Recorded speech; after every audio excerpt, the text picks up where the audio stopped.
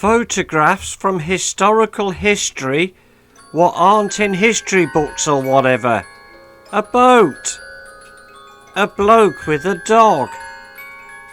A bloke standing on the head of a bull.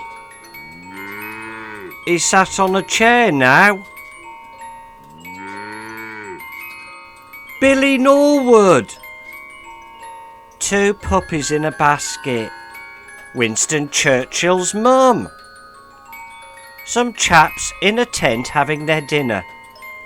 A family of moose, which is known as mice. My great-great-great-uncle Buster annoying a lion.